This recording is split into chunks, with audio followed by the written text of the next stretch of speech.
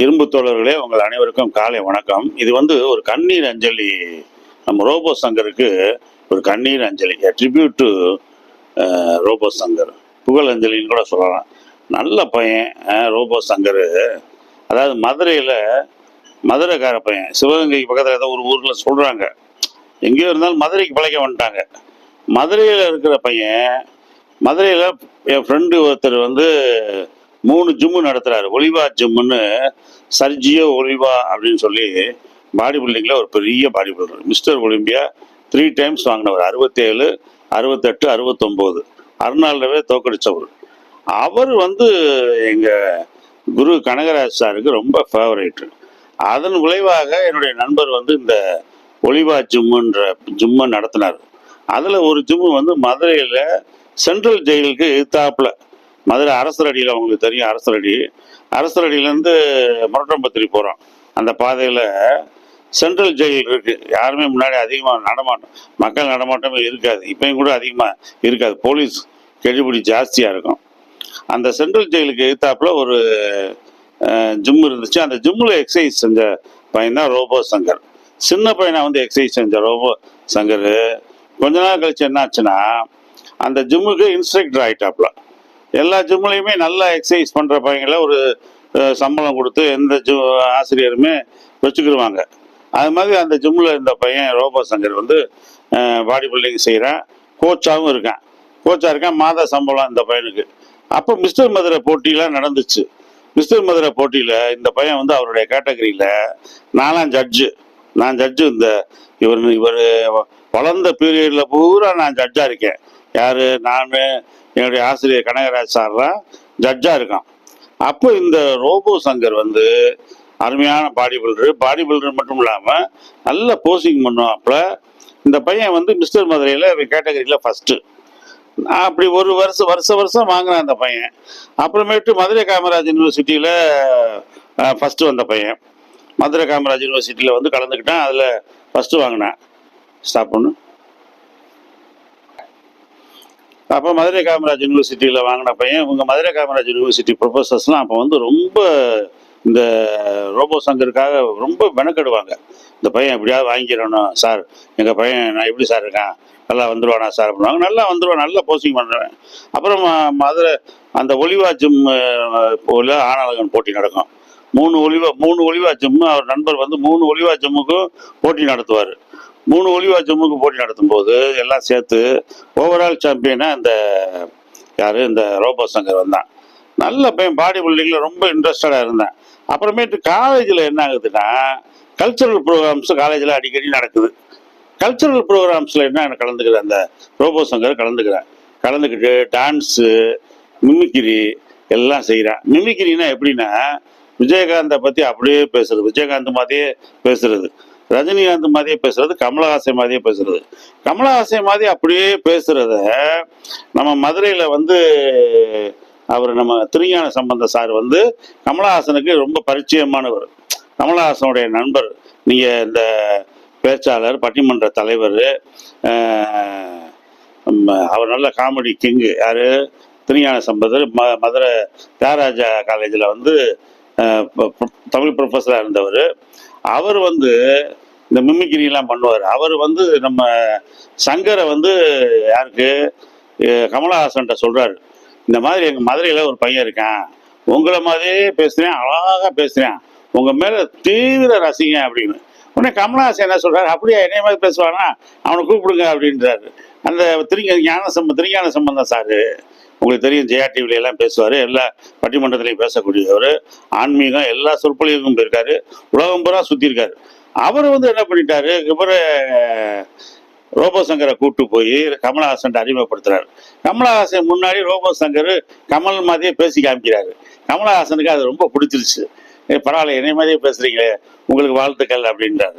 இப்போ இந்த பையன் டெவலப் ஆகிறேன். எப்படி பாருங்க, பாடி பில்டிங்கில் ஒரு பக்கம் வந்துட்டேன், டான்ஸ் ப்ரோக்ராமில் ஒரு பக்கம் வந்துட்டேன். இப்போ வந்து கமலஹாசன் சாரோட மூவ்மெண்ட்டு. அடுத்து விஜய் டிவியில் மதன் பாப் நடத்துகிறாரு. யார்? மதன் பாப் நடத்துகிறாரு. நல்லா தெரிஞ்சுக்குங்க. போன 2 வாரத்துக்கு முன்னாடி தான் இறந்தார் மதன் பாப்பு. நல்ல மியூசிஷியனு, காமெடி ஆக்டர். அவர் என்ன பண்ணுறாரு, கலக்க போவது யாரு அப்படின்னு இது ப்ரோக்ராம் நடத்துறாரு.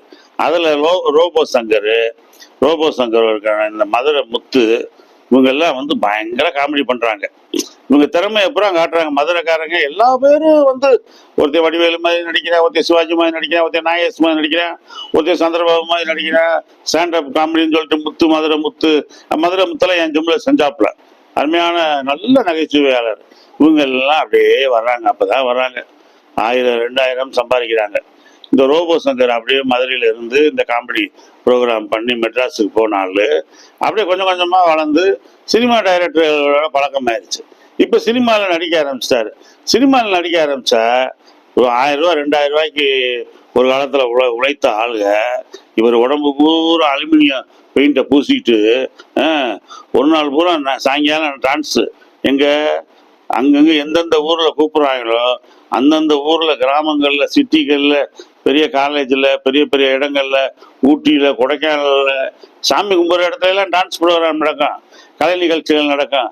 அதுல எல்லாம் இவங்க போய் கலந்துக்கிட்டு அலுமினிய பீஸை பெயிண்ட பூசி அன்னைக்கு அவ்வளவு கஷ்டப்பட்டு சம்பாரிச்சவர் ரோபோ சங்கர். கஷ்டப்பட்டு தான் சம்பாரிச்சாரு, தன்னுடைய திறமையின் மூலமா தான் சம்பாரிச்சாரு. ரெண்டாவது எந்த பேக்ரவுண்டுமே கிடையாது, எந்த பேக்கமே கிடையாது. பிகாமே என்னமா படிச்சாருங்க இந்த பையன், காலேஜில் படிச்சாப்புல. அப்பதானே யூனிவர்சிட்டி போட்டியில் கலந்துக்கிற முடியும். அப்போ நல்லா இந்த பையன் வளர்ந்துக்கிட்டு இருந்தப்ப சினிமா வாய்ப்பு வந்துச்சு பாருங்க. சினிமா வாய்ப்புல வந்து இப்போ இன்னைக்கு வந்து நிறைய பேர் நாங்கள் வாய்ப்பு கொடுத்தோம்ன்றாங்க. அவங்க எல்லாம் உண்மையிலேயே வாய்ப்பு கொடுத்து இவரை டெவலப் பண்ணி விட்டாங்க. 1000 ரூபா 2000 ரூபான்னு இருந்த ஒருடைய பண பொருளாதார நிலை 1000 10,000 லட்சம்னு போயிருச்சு, பெரிய அளவுல போயிருச்சு. அவர் கூடவே டான்ஸ் ஆடின பொண்ணை வந்து திருமணம் முடிச்சிட்டாரு.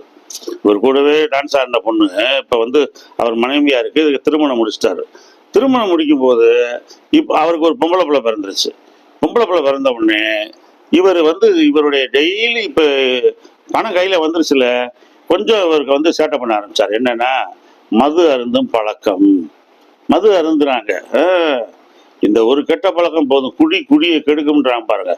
இதை வந்து இவரை கண்டிக்காம விட்டது என்ன ஆயிடுச்சுன்னா, ஓவரா மது அருந்ததுனால இவருக்கு வந்து லிவரு கிட்னி எல்லாம் ரொம்ப பாதிச்சிருச்சு. ஆளே உருக்குலைஞ்சு போயிட்டார். இவரை வந்து யார் பாக்குறா, நக்கீரன் கோபால் சார் பாக்குறாரு.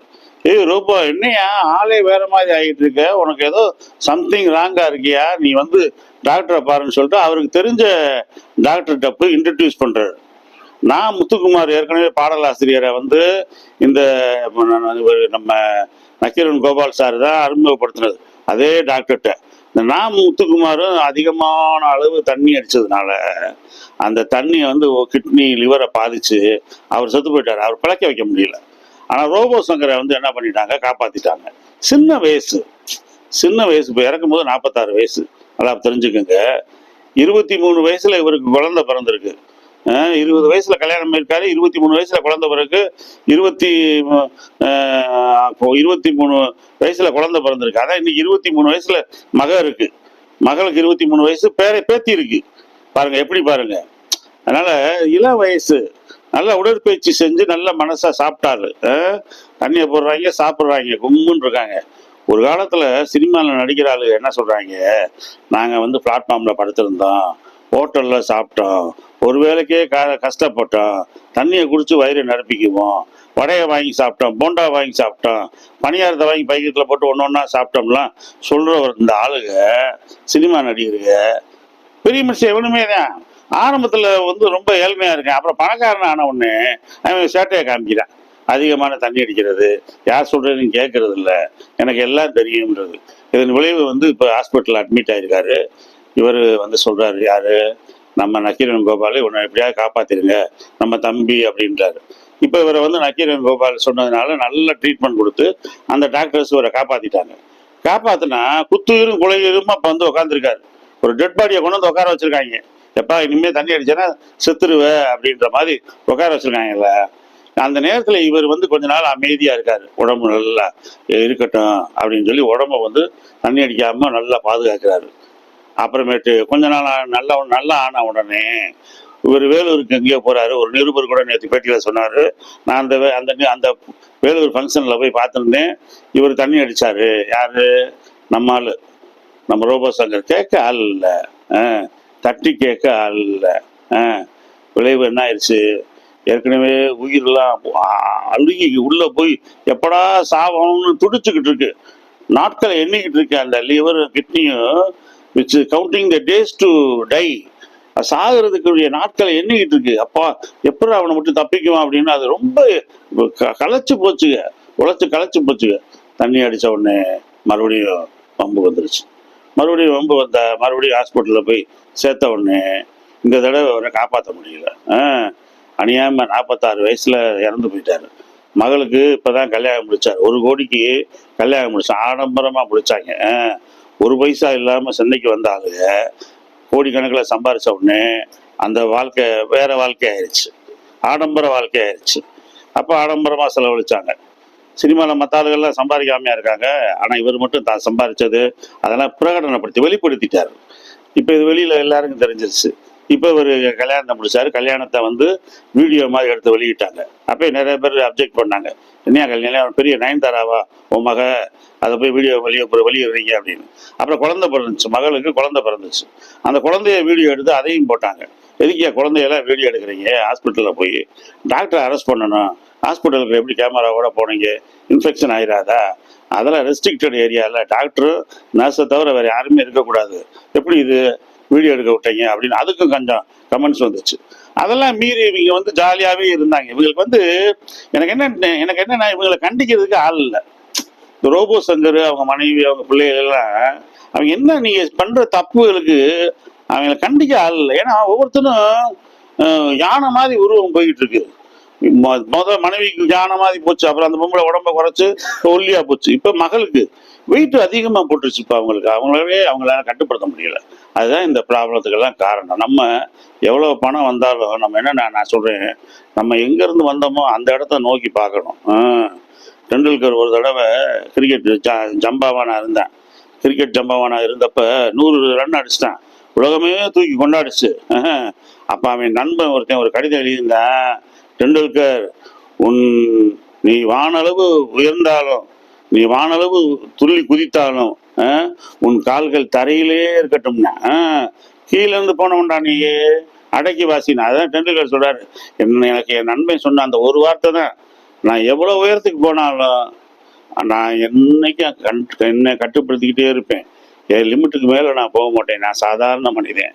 முதல்ல பேட்டை தூக்கும்போது எப்படி 10 ரூபா கூட இல்லாமல் இருந்தேனோ அதே மாதிரி என்னை நினச்சிக்கிறேன் அப்படின்ற. அது மாதிரி நம்ம நல்லா முன்னேற உடனே நம்மளவே கண்ட்ரோல் பண்ண பழகிக்கிறணும். ஏன்னா பாருங்க, அருமையான பையன், நல்ல பையன், ஹைட் அண்ட் வெயிட்டாக இருந்தேன், நல்ல குடும்பம், நல்ல வாழ்க்கை. இப்போ ஒன்றும்லாம் போயிடுச்சு. ஒன்றும்லாம் போயிடுச்சு. அதான் இது என்ன எல்லாருக்கும் நாங்கள் சொல்கிறோம் அப்படின்னா, தயவுசெய்து நல்லா உடற்பயிற்சி செய்யுங்க, நல்லா உணவு சாப்பிடுங்க. ஃபிஷ்ஷு, சிக்கனு, மட்டனு, முட்டை, பால் அப்படின்னு நல்லா சாப்பிட்டு கும்முன்னு இருங்க. உங்கள் திறமைகளை உலகம் பூரா வெளிக்காட்டுங்க. கெட்ட விஷயங்களுக்கு ஆளாயிடாதீங்க. உங்களவே நீங்கள் கட்டிப்படுத்திக்கிங்க. அப்போ நீங்கள் நீண்ட நாள் வாழ முடியும். நீங்கள் நீண்ட நாள் வாழ்ந்தீங்கன்னா நிறைய பேருக்கு நீங்கள் உதவி செய்ய முடியும். நீங்கள் படுத்துக்கிட்டீங்கன்னா ஒருத்தர் கூட உங்களுக்கு உதவி செய்ய மாட்டேன். இதுதான் இந்த வீடியோ மேலே நான் அனைவருக்கும் சொல்கிற விஷயம் என்னென்னா, ஒரு பாடி பில்டிங் லைன்லேருந்து மாறி இப்படி ஆகிட்டாரு.